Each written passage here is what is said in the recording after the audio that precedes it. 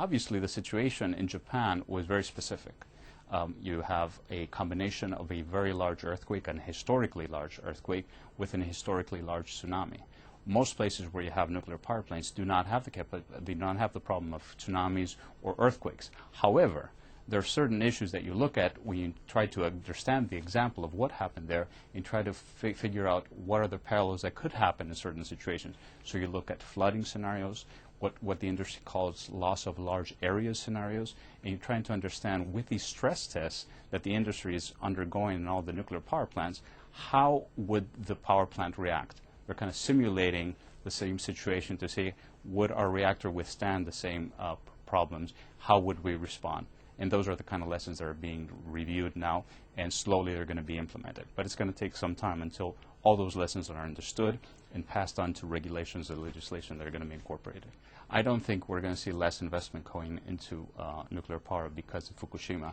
I think that the investor community will look at the circumstances in totality about the project risk for the developing of each nuclear project and make its decisions at that time. Fukushima is going to be a part of the analysis and a part of the review, and of course, just as the operators and the regulators, the investors will also ask, how have you incorporated the lessons from Fukushima into your designs, into your projects? But that's going to be just part of a process. It's not going to be just simple answering that question. Every form of energy has its risks, so you have to look at the comparative risk and benefits of each form of energy. When you look at coal, when you look at carbon, when you look at oil and gas and renewables, they each have their own issues, their own risk, and their own economic risk, as also as safety risks. I think that today, when you look at the global picture, we have 436 nuclear power plants that produce 15% of the world's electricity.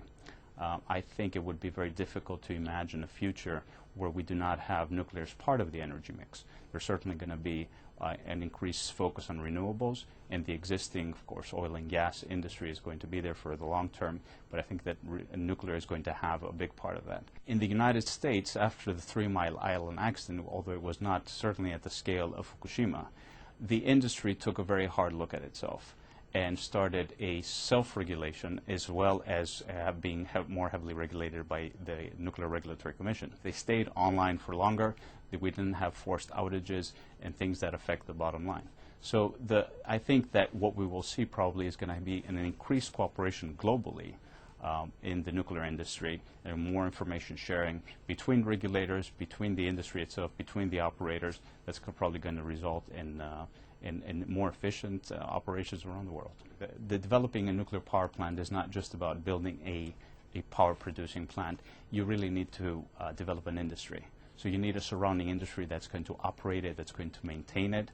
So there are certain challenges that emerging countries might have in order to develop a plant. But there's a lot of good examples of countries, especially in places like Southeast Asia, where many of the countries that have a developing population are looking at nuclear as a baseload electricity. Germany is interesting because a few months before Fukushima, they had made a decision to extend the life of their current fleet. So right after Fukushima, they made a decision to shut down their existing fleet.